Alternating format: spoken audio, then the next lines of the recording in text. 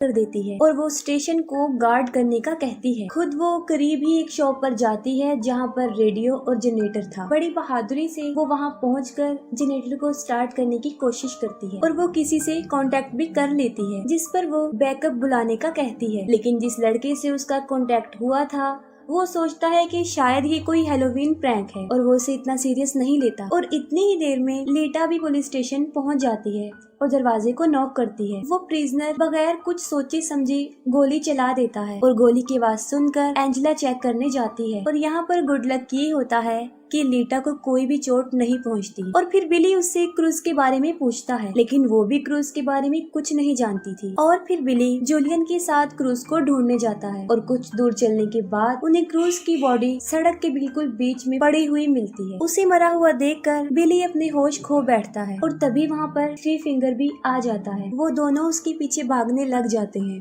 और उसके ट्रैप में फंस जाते हैं और पकड़े जाते हैं। और जब बिली को होश आता है तो वो देखता है कि वो फुटबॉल फील्ड में दबा हुआ है, उसका सिर्फ सर ही बाहर था और उसके पास ही जूलियन भी जमीन पर लेटा हुआ था और उसका पाँव जंजीरों से बांधा गया था। अभी वो दोनों वहाँ से भागने का सोच ही रहे होते हैं कि थ्री फिंगर सामने से स्नो ब्लोअर लेकर उनकी तरफ बढ़ रहा होता है। बिली ये देखकर फौरन समझ जाता है कि उसकी डेथ कैसे होने वाली है, लेकिन थ्री फिंगर उसे सामने से नहीं मारता बल्कि वो स्नो ब्लोअर को पीछे की तरफ से लाकर उसका सर काट देता है। बिली को मारने के बाद वो जूलियन की तरफ बढ़ता है। जूलियन जो कि बंधा हुआ था और वो भी भाग नहीं सकता था और देखते ही देखते थ्री फिंगर उसे भी मार देता है। काफी टाइम गुजर जाने के बाद भी जब बिली और जूलियन वापस नहीं आते तब एंजेला उस प्रिजनर मॉस को फेस्टिवल में जाकर मदद लाने के लिए कहती है। एंजेला उसे अपनी कार में बिठा देती है और वो वहाँ से चल पड़ता है। वो मेन रोड तक पहुँच जाता है, लेकिन जल्दी जल्दी में और टेंशन की वजह से सामने लगी हुई बार वायर उसे नजर नहीं आती और उसकी कार क्रैश हो जाती है, जिस पर तीनों भाई उसे पकड़कर पुलिस स्टेशन के पास ही एक शॉप में ले आते हैं और वहाँ पर वो उसे एक ड्रम में बंद करके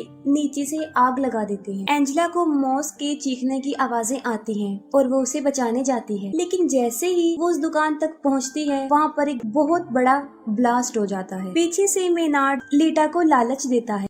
वो कहता है कि अगर वो उसे यहाँ से निकाल देगी तो वो उसे नहीं मारेगा, लेकिन बदकिस्मती से लीटा उसकी बातों में आ ही जाती है और वो मेनार्ड को वहाँ से निकालती है, लेकिन उसका बदला वो ये देता है कि वो उसकी दोनों आंखें ही निकाल लेता है। वो उसकी आंखें ही फोड़ देता है और वो चिल्लाती हुई बाहर आती है और वहीं पर एंजेला उसे देख लेती है और उसकी तरफ भागती है और तभी मेनार्ड भी बाहर आ जाता है और उसे शूट करने ही वाला होता है। उससे पहले ही एंजेला उसके शोल्डर पर शूट कर देती है।